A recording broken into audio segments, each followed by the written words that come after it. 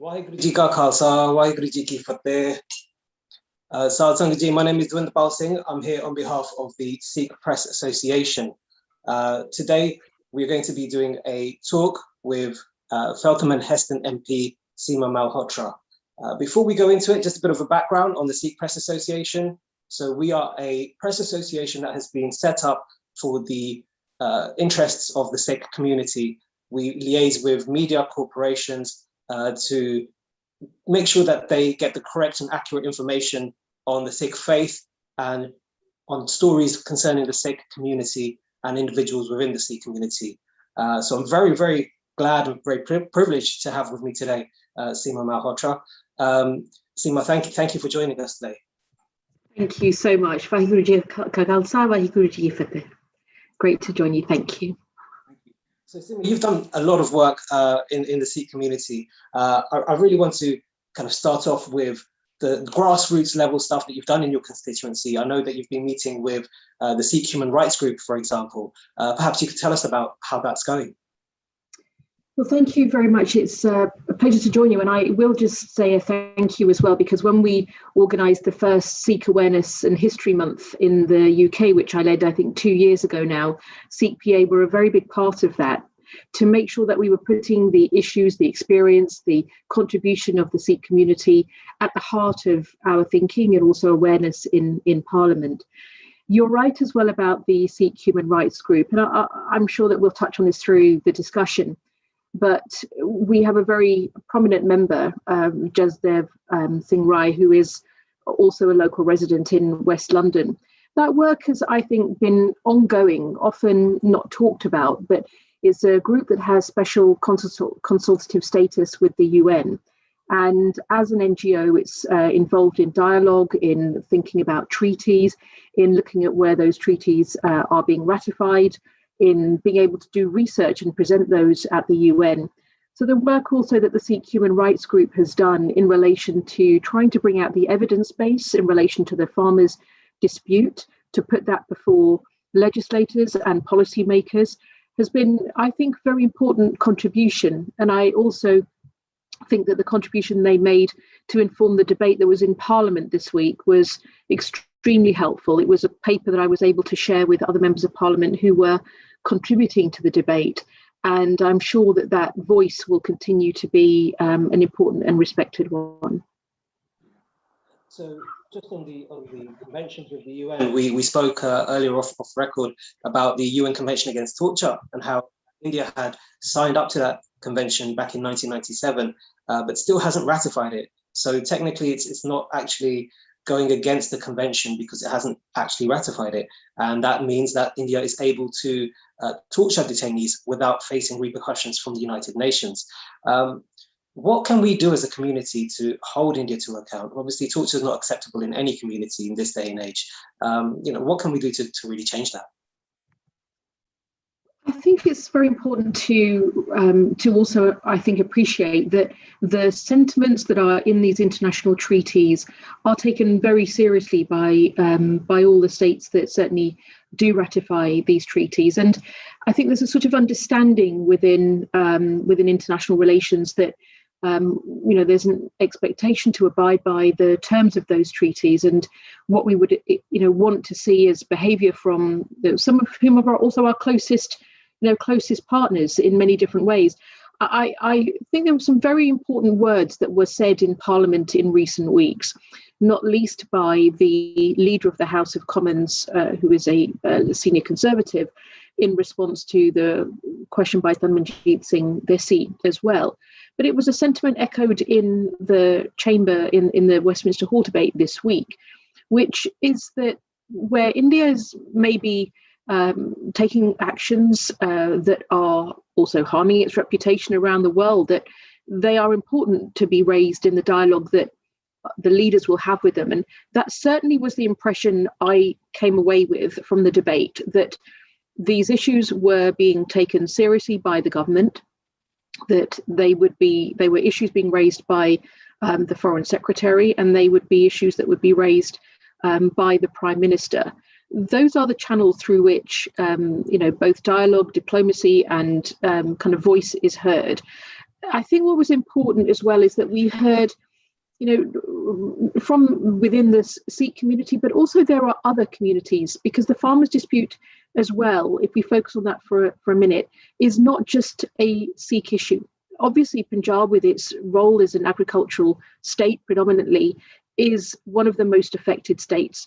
But the protests are happening across India, and it is an example of where, democratic decisions have to be made through the democratic processes of a nation.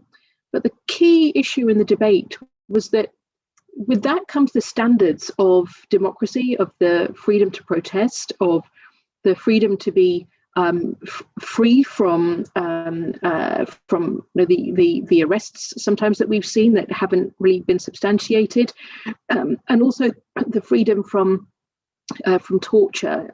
These are concerning voices coming out. We've had Nodeep Kaur and the concerns there, the young women who have been involved in these protests, but also, we've seen with Mandeep Punia, those concerns that have been raised. And, this is why these issues become a cause for international concern around the upholding of human rights. And that's where it ends up being sort of core of the debate, both within nations, between nations, and at the UN level. Absolutely. I mean, the farmers' protest debate that took place in the UK House of Commons earlier this week, I think they touched, it was very encouraging from our side. They touched upon some very important things, such as the internet outages at the protest sites, and also the press freedoms as well. And also the use of water cannons and tear gas earlier, which happened in the protest as well. From our perspective, I kind of personally feel that there was a lot of great stuff that was said by some of the participants in the debate. But when it comes to the government's response to it, I'm not sure it was really forceful enough. We're expecting to see Boris Johnson travel to India as soon as he's able to with these COVID lockdowns and when they were lifted. What do you make of the government's response, and what would you like to see going forwards? I think you are right in that you would want to see something more sort of direct, because this is a dispute that's been going on for well over 100 days now.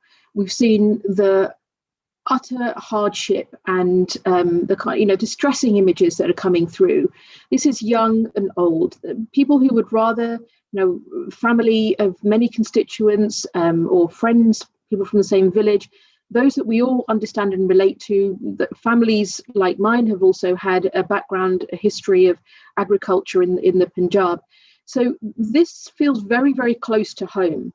And that concern that it could get worse, that there could be more deaths, that there could be more injury, and in fact, people are away from their families. This is not an easy protest. People aren't living in comfort. There's a lot of struggle there day by day because of those concerns about what the impact of these laws will be, and the concerns that those have to be raised through the channels. So I think on this, I'm hoping, and I think we'll be keeping the pressure on, that the government will be raising this not just when the Prime Minister meets the Indian Prime Minister, but also in advance of that through the channels, through the ministerial channels, because we want to see this issue resolved, and we want to see it resolved peacefully. We want to see it resolved through dialogue, and we want to see it resolved through a deep understanding of the different positions and the evidence on which those concerns are raised. Ultimately, that will be for democratic means in India, but to have this resolved is, I think, in everybody's interests, with the scale of the protest that we're seeing. And some of the borders as well, you're looking at, what people have told me on the ground, 11, 12 kilometers long protests. I mean, these are not small. They are significant, they are worrying, and the resolution needs to happen quickly. Absolutely. You mentioned earlier about your work with us, with the Sikh Awareness Month. Could you just give us an update on that? How did that come about? What's your involvement in it? And what kind of things are being achieved through that? We started this two years ago. Lockdown has made it difficult to sustain that. It was certainly, we had plans last year, and we'll try and get at least one of the debates this year. It was really taking a lead from the work going on in America and Canada, where Sikh Awareness and History Month around Vaisakhi, to both inform, educate and raise awareness, was something I felt was lacking in the UK Parliament. And also at that time, we had the incident where one of the guests coming to Parliament had been racially abused outside Parliament. It was utterly unacceptable, just as any form of racism is anywhere. But the fact that it happened to a Sikh gentleman visiting the House of Commons was something that we could not let go. And so in our view, and I say this because there were a small number of MPs that worked with me very closely, Dhammanjeet Singh Desi, Pat McFadden, John Speller, we had some in the other parties as well, Alison Clueless from the SNP, Preet Gill as well. This was an initiative that I led, and it enabled us to have days in Parliament like Turban Awareness Day. So we had turban tying with support of the Sikh Channel. Also, we had events with panel discussions, history, culture. We had a women's event that was also held in the Speaker's House. We had a debate as well on the contribution of Sikhs to the UK and to talk about Vaisakhi. There were events that went on in Gurdwaras across the country as well. What we wanted to encourage was that all members of Parliament, whether or not they have a large Sikh community, should be welcome, should be familiar, should understand what happens in a Gurdwara, should feel comfortable, and to have their understanding of the Sikh faith, Sikh culture, and so that when you see Nagar Kirtans or you hear about them, you understand the message going out into the community, and you understand what place they have within Sikh religious and cultural life as well. So I was really proud that we managed to do that. We got the agreement. We had the support of the Speaker of the House of Commons. We don't know how much we'll be able to do this year. Annually, there is a Vaisakhi event we try to have anyway. Pat McFadden has led that for many years with the support of many across the Sikh community. But it will be important, I think, to continue to have this representation and voice in the House of Commons and the Houses of Parliament as a whole. Yeah, absolutely. I commend you for that work, definitely.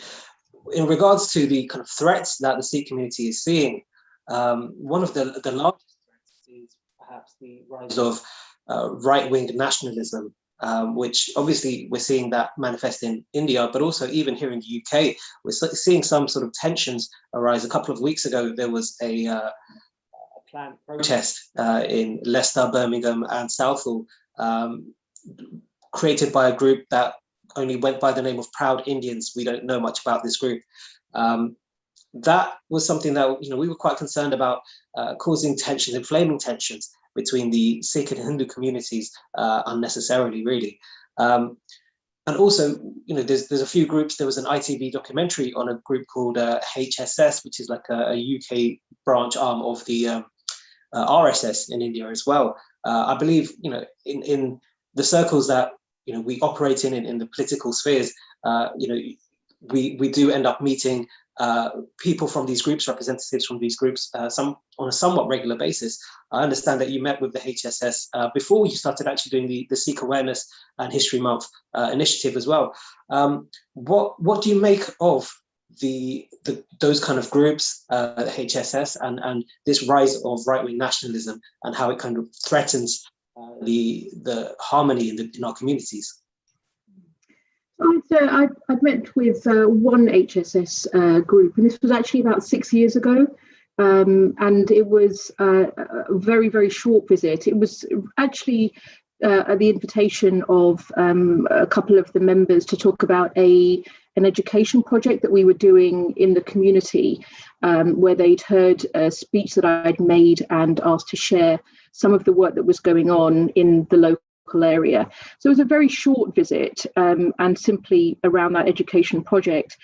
the vast majority of people, if I can say as well about the Proud Indians issue, the vast majority of people in the Indian community, the Hindu community, are very moderate. And I think this came out very, very clearly in the statement that was put together in response to the proposed car rallies a few weeks ago, where the Southall Faith Forum met, and it was convened, much of the work convened also by the Ram Mandir, along with the churches and the Gurdwaras all together. And that statement that came out was important in saying that, they were not going to allow for the division by those from outside the community to divide them when they had worked. In the words that were said to me when I talked extensively with them and was working over that weekend, they have worked for decades to make sure that there is peace in our community. We haven't been through issues as well in India, as others were saying to me, around partition and all that happened around partition to see those divisions in our community. So that statement that came out was very, very strong. That weekend as well, I had written to the Home Secretary, along with Virendra Sharma and Ruth Cadbury, because we were all very affected by the proposed rally in Southall. You'll know that many from our local area are regularly either attending at the Gurdwara. It's also been a place during lockdown where a lot of support has been provided to those in need in the community. And these Haldo Gurdwara had also been in touch with their concerns of the trustees and of the Sangat. So this was a weekend in which my letter to the Home Secretary on the Sunday, my contact with the police as well in our local area to ask them what was happening. They were coordinating them with police in the other areas. We got the MPs together from all those areas as well. We were very coordinated over that weekend. And as a result, the police were present and made sure that there were no rallies that were taking place. This was important because against any rise of right-wing movements or hate, we have to stand together. There is an extreme right-wing on the rise in India, and it does not represent the majority. I've been in touch with many moderate Hindus as well since then and before. And I think what is important to note is how this is working internationally. These car rallies were in Australia, they were in California. There's a very small group, and wherever there is a small group that's an extreme group seeking to increase any hate, we have to be on our guard. And that includes the Home Office, it includes the Minister for Faith and the CLG, the Communities and Local Government Department. We have to have a strategy for dealing with that, as we do with the far right, where we've had the British National Party activity and extreme right in other forms in the UK. That's how seriously we must take it. Absolutely. I fully agree as well. The majority of the UK, well, I personally went to the car rally in Southall because that was supposed to end outside our local Gurdwara, city in Southall, and I saw at the place where the rally was supposed to begin, there was a huge police presence, and there were very little actual protesters there. Very few protesters actually there. I think there was only 2 fines that were actually issued on the day to the protesters. So, I would agree with that. And I think, the work that you're doing with the Sikh Awareness and History Month and these things are very important to kind of keep that harmony in the community. And I know something else that you've been working on as well is also anti-grooming as well. I understand you've met with groups from the Sikh community who are working towards, addressing the grooming issues of particularly Sikh girls. Could you tell us more about that? How did you get involved with that? This is certainly an issue that's been raised with me, and also via Gurdwaras as well as others in the community. I think this is one of the most worrying trends. There are different trends with, but the same impact on particularly young girls, and it's online grooming. Now, where that happens, often it's out of sight of the radar of the parents or the family or the schools, we've seen similar happening with young girls from different communities in different parts of the country, and I'm worried this isn't taken seriously enough. It is an issue that I have raised directly with the police to understand how much monitoring is going on of what's happening on whether it's Facebook or it's other kind of parts of social media, and to also work through the schools to raise awareness of all of our young people, boys and girls, how to be safe online. Because, you know, when you could be vulnerable in the community as well, but if you have that awareness of how to be safe and what is and is not sort of behavior that you can understand, it's this online grooming and the way it works. It has been people who operate in a similar way when it comes to domestic violence, trying to win your trust, trying to then isolate you from others, and then win your confidence, then you feel dependent on them. And that's why we need to make sure the awareness is there also with families. If you see any change of behavior in any of the young people in the family, to be able to alert, to get some support and advice. Sometimes if the trust breaks down, then it may be that outside support is needed to help the young person where the trust is breaking down in order to rebuild the relationship with the family and to raise the understanding of what is happening. So this definitely is an issue that needs to be taken, I think, more seriously, because particularly in times of lockdown when people aren't out as much, people may be on social media more, and this may continue, that continues to be raised. I'll raise this one point as well, because this is in week of International Women's Day and International Women's Month as well. Just a couple of points.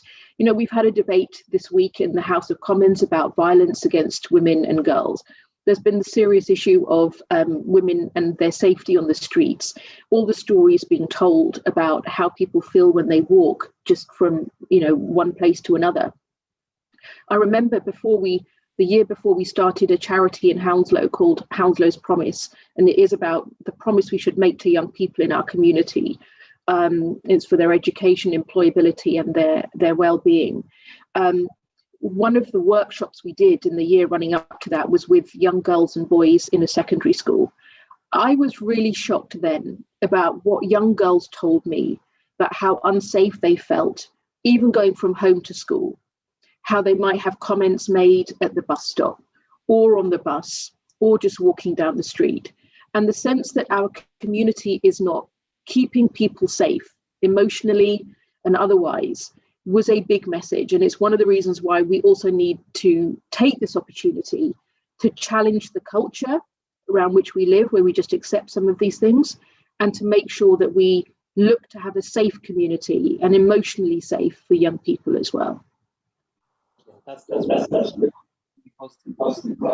Number of organisations that I'm familiar with doing a lot of work in this, names such as Sikh Awareness Society, Sikh PA, Sikh Helpline come to mind, and it's great to see that they're getting support from UK government or UK politicians as well to really kind of address this issue.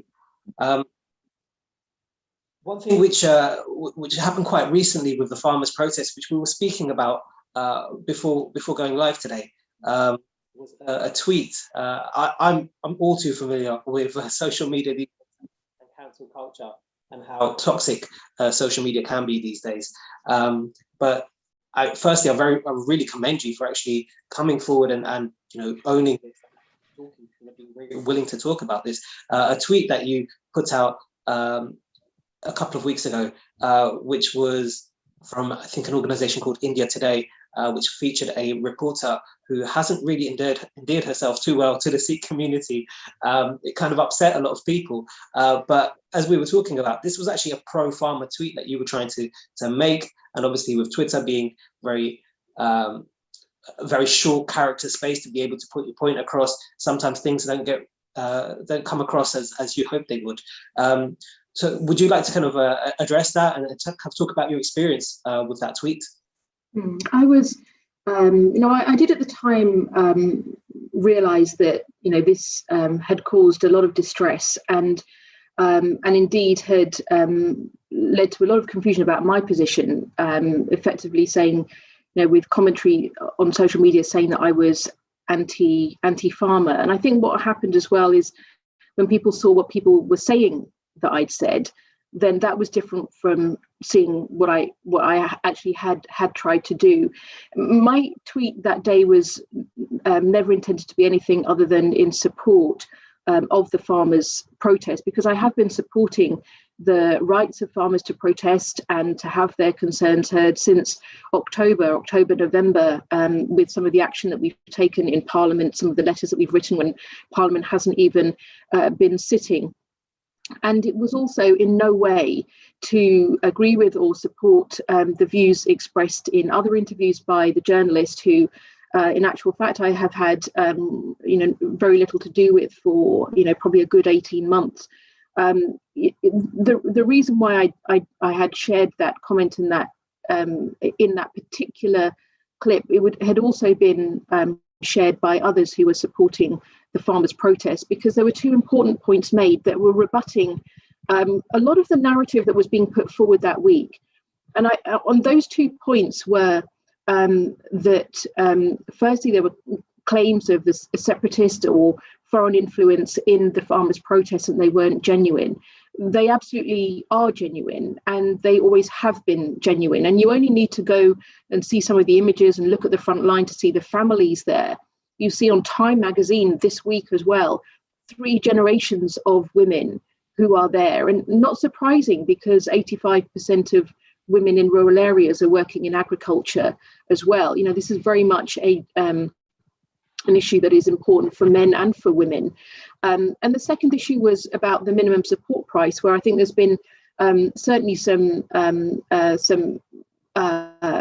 considerable debate, because the farmers' protest, as everybody will be aware, is calling for there to be a legislative guarantee for the MSP. That isn't the case in the acts at the moment. The acts have been suspended, but that is not the case in the acts at the moment. And that was an important point of clarification made in that comment as well, because others that I had talked to were saying that the message being put out was that the MSP was guaranteed.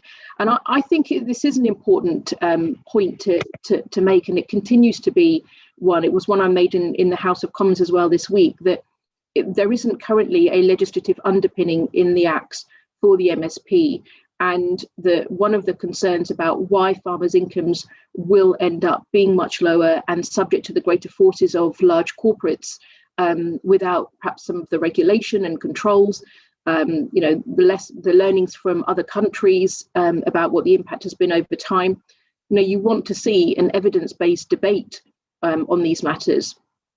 And that was the context. And at the time, when I realised as well how there had been distress caused, and I understand why, that's the reason why I deleted the tweet. But I think those issues about it being a genuine protest, and that the MSP is a core demand for a legislative underpinning, were important points that I continue to make.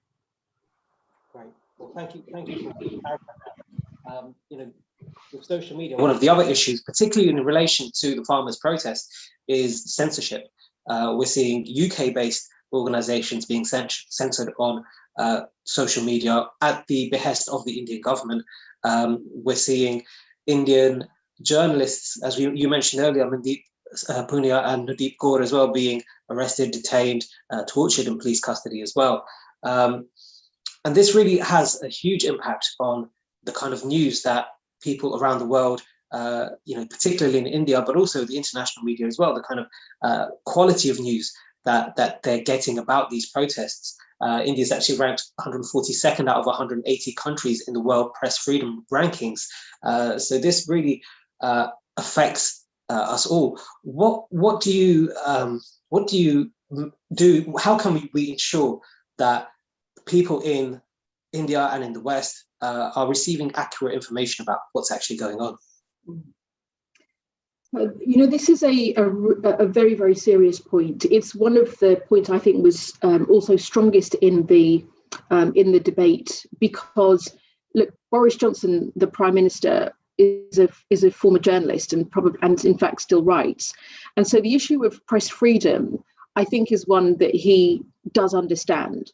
And it's one that he has a responsibility, in my view, to take extremely seriously, so that there isn't censorship and curtailment of people who should be able to tell the truth about what's going on. That's what we need journalists for. And as parliamentarians, we're very, we've developed our democracy in a way that is allowing a place for journalists and for fair journalism. There has to be some limits around some of that as well. So we're having a debate about whether or not there's racism in some of the media coverage. The issue of Meghan Markle has really asked this question again, and whether there should be, effectively you're putting standards around, but good standards is not, in my view, good standards and the truth in media reporting are not compromises. They are simply to say, actually, the truth is what should be able to be told. I do think that there should be action against where there is abuse on social media and fake news as well. We haven't been nearly as fast as we need to be on that. There have been well-known attempts to try and affect, our general election, or it came out in the Brexit vote as well. A lot of funded, you call them bots, and people, they're not real. Some of the outlets or the Twitter accounts, etc. But they seek to influence, whether that's on WhatsApp or social media, and you can't source where they're coming from. And this is a very worrying trend. And it is now coming, I think, into the Indian community that we have seen. These are attempts to divide. And if you have a politics and decisions being made not on the basis of truth, and not on the basis of full truth, then there are negative consequences that come from that too. So I think that this is absolutely a key area, and the key area on which Boris Johnson, with his background, needs to take a very, very firm stand, because it's in the interest of our international community as well that we uphold being able to tell the truth through journalism, and doing so without fear. Absolutely. Great. So we'll wrap up. Before we do, I just want to end off with we spoke before coming online as well about the situation affecting Jagtar Singh Johal, the Sikh activist who's currently detained in India. He's been there for 3 years, and without any charge, he hasn't been convicted of any crime. There's been very minimal evidence presented in courts, just delay after delay from what we're seeing. And as well as that, we're seeing 3 Sikhs from the UK that the government has put forward to be extradited to India as well. In all 4 cases, there's a very real potential of a death penalty being imposed upon them as well. Obviously, in your constituency, Feltham and Heston, there's a lot of Sikhs, there's a huge Sikh community, and everybody's very, very concerned about this. What have you been doing, and what can you do to really address this situation? You are absolutely right about the concerns and how we need to continue to make representation. And I'll mention as well about the meeting that I attended with the all-party parliamentary group as well, where Reprieve gave a very set of important contributions along with Jagtar's family about the situation. Reprieve are now supporting him and have said that there is significant evidence that they believe they have that he's being arbitrarily detained in India. This has been the subject of letters, and certainly letters that I have written repeatedly in the past, and more recently as well to the Foreign Secretary. It is, I think, very important that the government takes a strong stand on this, because upholding of rights and international law continue to be, I think, some of the most important areas, particularly in a world that has seen insecurity grow, that we have to have these standards, and there has to be some support by the government for British citizens who are in these incredibly difficult and troubling situations. Jagtar's trial has been repeatedly delayed as well at the request of the prosecution. And that's why the concern was raised, along with a reprieve, that not enough was being done to support Jagtar and his family. So I do appreciate those in the community that have also contacted me about this, because it is important where we can use Parliament, where we can work together, where we've seen British citizens involved, that to make sure that that support is there. And that they're getting the right attention that's needed. That's great. That's very encouraging to hear. Thank you very much for your time, Seema. It's been really, really great talking to you, and thank you for your time today. And thank you all for watching at home. Waheguru Ji Ka Khalsa, Waheguru Ji. Thank you.